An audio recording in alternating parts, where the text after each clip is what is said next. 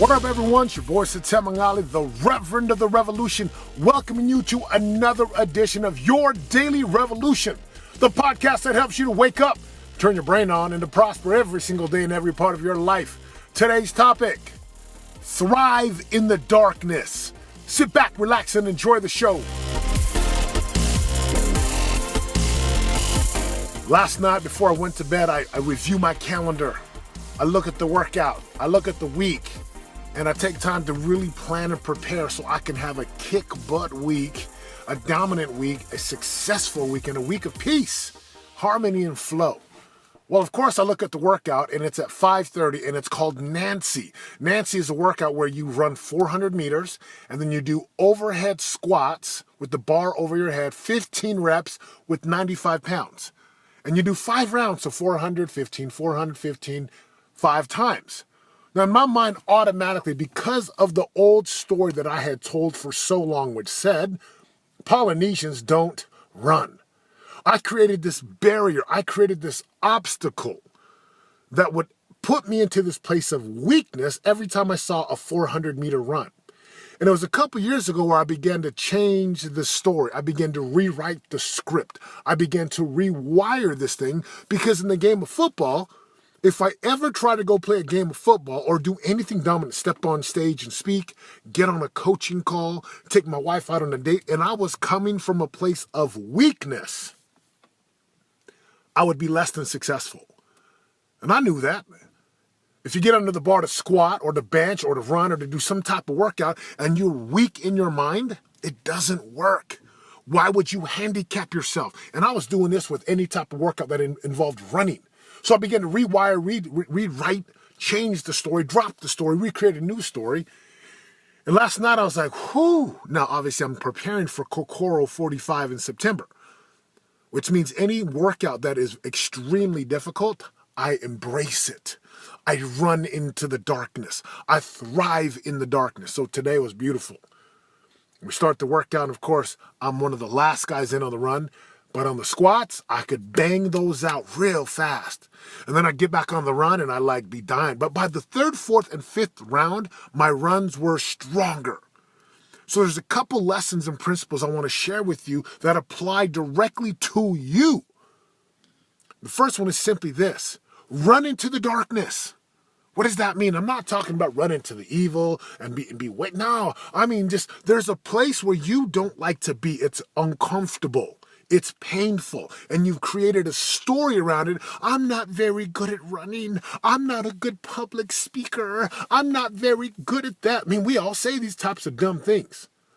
And I began to run into the darkness, which meant normally I would skip this type of workout, or I'd come into the workout and say the whole time, oh, this workout's hard.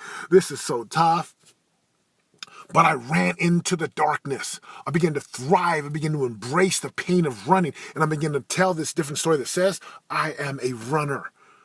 I am running. I love to run. I am an endurance guy. I embrace stamina.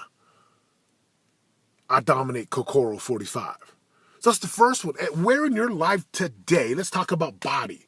Like, what aspect of your physicality, nutrition, do you need to run into the darkness and embrace the thing that is so uncomfortable for you?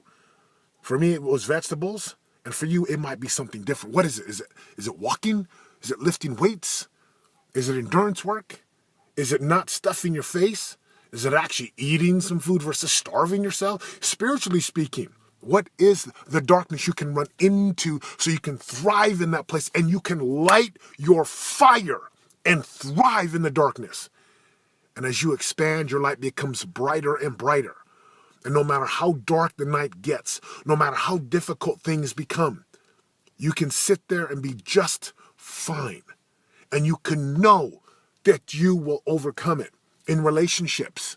Like, where can you run into the darkness? Where can you confront and have real conversations? Is it with your spouse?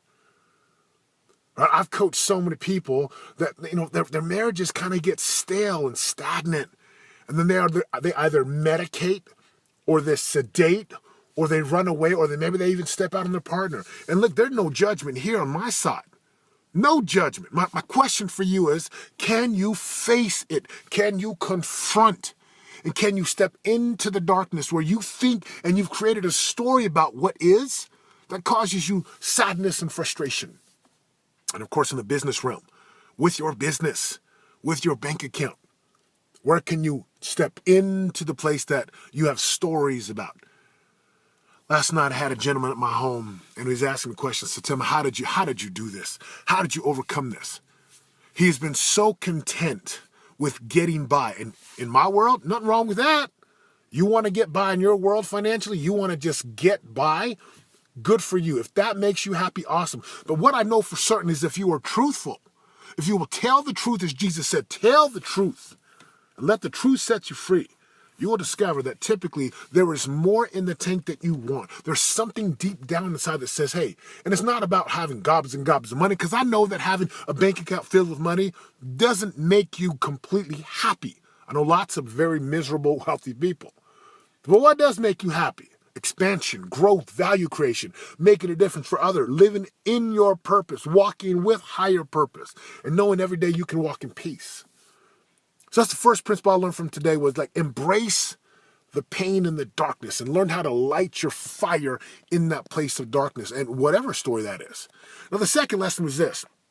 There's a guy by the name of Jamin. He's like 200 pounds. I think he's like 6'5". He's a tall dude, good looking dude. One of my buddies in that 530 workout group. And in the 400s, he would create space on me because the 400 was easy for him. But as soon as we walked in and he had already started his overhead squats, I could catch him. Now, somewhere along the way, I realized, dude, I'm going to beat him. Right? He was ahead of me the whole time, but I knew he's my rabbit, right? The hounds that chase the rabbits. And I set my mind and said, I'm going to pass him. So I used him as a benchmark. See, there are people in your life that set these benchmarks. There are people that are rabbits that are just slightly ahead, and you can look at them and say, wow, look what he's doing. So one of my boys, who's a coach and a consultant, he was a rabbit for me. I'd watch him, and then I kind of mimic, and I stayed right on his heels. Right? And then there was times I could pass him. So there's other people, if you just look around and open your eyes, success leaves clues. And what you're going to find is that there are people that will set a pace that will allow you to increase your performance and to push beyond the threshold of pain and to expand that capacity. Who in your life is your rabbit that you're following? Jamin set mine today. It was awesome. He'd be like 100 yards ahead of me on the run. But as soon as I'd finish the overhead squats, I could walk out the door and be ahead of him. Then he'd create distance again. Then I'd catch him again. But by the fifth round, I knew I could pass him. And it was awesome. There's a couple other guys I tried to run with today. I was like, not yet, but soon enough. So find the rabbit in your life that you can follow, that you can like mimic, that you can be right behind so they can like push the benchmark for you. Final piece is this. It's called a cash out. This is all part of like thriving in the darkness, learning how to light your fire in places that are just uncomfortable. So at the end of every workout, there's a guy by the name of Shimon who does these strict handstand push-ups, elevated, so he has to go all the way down, like your feet are against the wall, and then he starts to descend and puts his forehead right on the ground, and then he kicks back up. Now he does a cash. I did this with him so I could get stronger. And before I started, I had to go back to a principle I teach my sons. See it first in your mind. Right? Covey calls it begin with the end in mind. So if I'm scared, I'm like, ooh, what if I fall and break my neck? Oh my gosh, and I begin to tell a different story. I'm like, no, I can do this. And I visualized myself, fingers spread, hands down, slowly coming down. I could feel the burn in my shoulder. And I saw it first in my mind. I created it spiritually, and then I did it. And I did 4 sets of this. And then I cashed out with pull-ups. And then I cashed out with push-ups, meaning cash out. It's just like, it's a fancy way of saying, I'm going to do extra work. I'm going to go the extra mile so I can prepare and know that I'm doing work. Brothers and sisters, step into the darkness and learn how to thrive in places that are uncomfortable for you. Where you suck now, you can get so much better later. If you'll step in, see it in your mind, and then learn how to thrive in that darkness. Thrive where it's uncomfortable. Get better and better every single day. And if you'll do this, I have no doubt your life will begin to prosper at the highest levels. It's your boy Satem Ali reminding you, if you're going to create a life of real radical results, yes, you create your life and you create the results. It's going to require you to get into a relentless pursuit. where you pay the piper every single day. So you can get to the top of your mountains where your prize, promise, lands, and possibilities are waiting for you. The revolution has begun. I'm out. For more info on joining the revolution and living your greatest life of prosperity today, go to www.yourdailyrevolution.com and join us in waking up, turning your brain on, and prospering today.